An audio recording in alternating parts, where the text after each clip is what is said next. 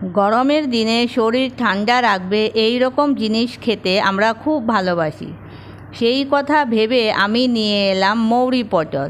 মৌরিও ঠান্ডা, পটলও ঠান্ডা। যারা পটল খেতে পছন্দ করে না ওরাও এই তরকারিটা চেয়ে চেয়ে খাবে। এই এক পদ তরকারি দিয়ে এক থালা ভাত খেয়ে নেওয়া যাবে।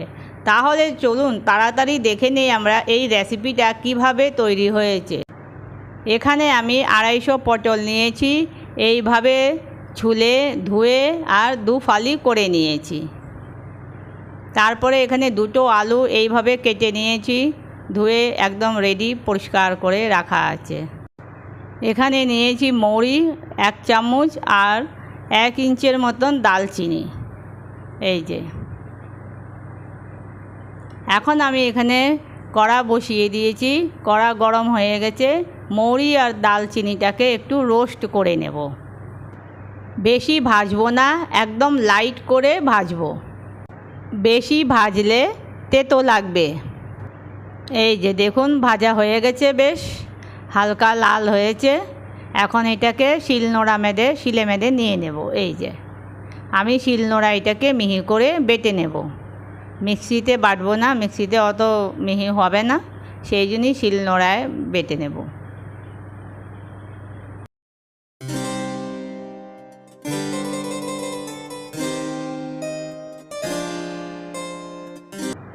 এই দেখুন আমার বাটা হয়ে গেছে। এবার আমি এটাকে একটা প্লেটে মেদে তুলে নেব। এই যে এই প্লেটে গুঁড়োটাকে তুলে নেব। এই দেখুন কি সুন্দর হয়েছে বাটা। এটা দিয়েই সম্পূর্ণ রান্না হবে। এখন এই পটলগুলোকে আমি একটু ম্যারিনেট করে নেব। তো কি দিয়ে করব? সেই হলুদ আর লবণ দিয়ে ম্যারিনেট করে 5 মিনিটের জন্য এক সাইডে রেখে দেব। আর সঙ্গে সঙ্গে ম্যারিনেট করে ভাজলে সেটার স্বাদ আলাদা হয়। আর অনেকেরাই তেলে মেদে গরম তেলে নুন আর হলুদ দিয়ে দেয় আর তারপরে তরকারি ছেড়ে দেয়, ভেজে নেয়, সেটার স্বাদ আলাদা হয়। আর এরকম করে ম্যারিনেট করে রেখে দিলে 5-10 মিনিট ওটার স্বাদ আলাদা হয় ভাজলে। এই যে গরম তেল হয়ে গেছে, এখন আমি সবগুলো পটলকে ভেজে নেব। এই দেখুন আমার পটল ভাজা হয়ে গেছে। এবার আমি প্লেটে মেদে তুলে নিচ্ছি সব পটল। এই পটল তুলে নেওয়ার পরে এই তেলে মেদেই আমি আলু ভেজে নেব। এখন আমি আলু দিয়ে দেব। এই তেলেই ভাজা হয়ে যাবে, আর আমাকে এক্সট্রা তেল দিতে হবে না। এই যে আমার আলু ভাজা হয়ে গেছে। এখন আমি আলুগুলিকে প্লেটে তুলে নিচ্ছি। এই দেখুন কি সুন্দর ভাজা হয়েছে আলু আর পটল, বেশ ভালো লাগছে।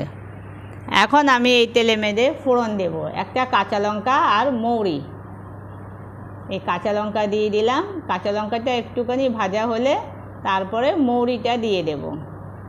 এই যে মৌরিটা একটু ভাজা হয়ে যাক, তারপরে এখন দেব 1 চামচের মতন মৌরির গুঁড়ো। তারপরে দেব আন্দাজ করে একটু হলুদ, বেশি হলুদ দেব না, 1/2 চামচের কম হলুদ দিয়েছি। এখন একটু মিশিয়ে নিচ্ছি। মিশিয়ে নেওয়ার পরে দেব কাশ্মীরি লাল লঙ্কার গুঁড়ো মশলা দিয়েছি পুড়ে না যাক তার জন্যে একটু সামান্য জল দিয়ে দিয়েছি। এখন এটাকে মশলাটাকে ভালো করে কষিয়ে নেব।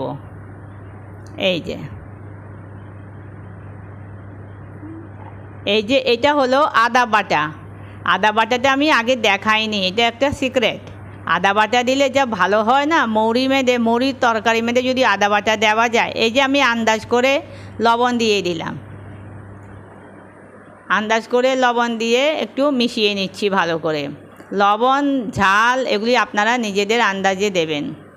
এই যে একটু চিনি দিয়েছি। এখন একটু ভালো করে কষিয়ে নেব। মৌরি বাটা দিয়ে যদি কোনো তরকারি রান্না করছেন, ওর মধ্যে একটু হালকা আদা বাটা দিয়ে দিলে দেখবেন কি টেস্ট হয়, খুব ভালো হয় তরকারিটা। এই দেখুন আমার মশলা ভাজা হয়ে গেছে, কি সুন্দর তেল ছেড়ে দিয়েছে। এখন আমি ভেজে রাখা আলু পটলটাকে দিয়ে দিলাম। এখন তরকারির সাথে মশলাটা খুব ভালো করে মিশিয়ে নেব। নেওয়ার পরে এর মধ্যে আন্দাজ করে জল দেব। আমি 1 গ্লাস জল দিলাম। আমি বেশি গ্রেভি রাখবো না, সেই জন্যই আমি 1 গ্লাসের মতন জল দিয়েছি। আপনারা গ্রেভি রাখবেন যতটা, সেরকম আন্দাজে জল দেবেন। অবশ্য এই তরকারিতে বেশি পাতলা গ্রেভি ভালো লাগবে না, একটু গা মাখা থাকলে খুব ভালো লাগবে। এই দেখুন আমার হয়ে এসছে তরকারি, খুব ভালো দেখা যাচ্ছে কালার। এখন আমি আরেকটা কড়াতে দেখুন কি করি। কড়া মেদে আমি 1 চামচ ঘি দিয়েছি। ঘি দেওয়ার পরে ঘিটা যখন মেল্ট হয়ে যাবে তখন দেখুন এর মধ্যে আমি কি দিচ্ছি। স্কিপ করে দেখবেন না, পুরোটা দেখবেন। মৌরির গুঁড়ো আমি দিয়ে দিলাম। মৌরির গুঁড়োটাকে একটু ভেজে নেব। এই যে ভাজা হয়ে গেছে। এখন আমি এই যে তরকারিটাকে এর মধ্যে ছেড়ে দিয়েছি। এইভাবে করলে এই তরকারিটার টেস্ট যে কত ভালো হয় সেটা আমি বলে বোঝাতে পারবো না।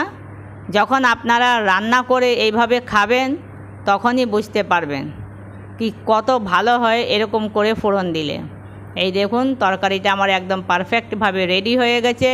তরকারির কালারটা খুব ভালো হয়েছে, খুব সুন্দর দেখা যাচ্ছে।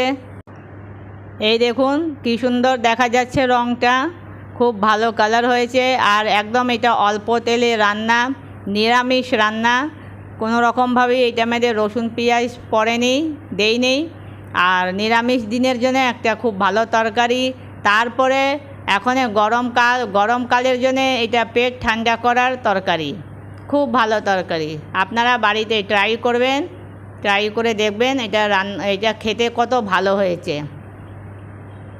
এই রেসিপিটা যদি আপনাদেরকে ভালো লেগে থাকে তাহলে একটা লাইক, শেয়ার আর সাবস্ক্রাইব করার অনুরোধ রইল। এই দেখুন কত সুন্দর দেখা যাচ্ছে, কি ভালো লাগছে। আমি তো এখনই খেতে বসতে যাচ্ছি। এটা আমার লাঞ্চে মেদে চলবে, লাঞ্চের জন্য আমি এটা তৈরি করেছি। আজকে লাঞ্চের খাবারটা আমাদের জমে যাবে। এই দেখুন খুব সুন্দর দেখা যাচ্ছে। এবার আমি যাচ্ছি লাঞ্চ করতে। আর আপনারা তাড়াতাড়ি করে ভিডিওটা দেখে লাইক, শেয়ার আর সাবস্ক্রাইব করে দেবেন। তারপরে বাড়িতে এটা রান্না করে খাবেন আর আমাকে কমেন্ট করে জানাবেন কি কীরকম লাগলো আপনাদেরকে। আমি আবার একটা নতুন ভিডিও নিয়ে আপনাদের সামনে তাড়াতাড়ি চলে আসব। Bye bye.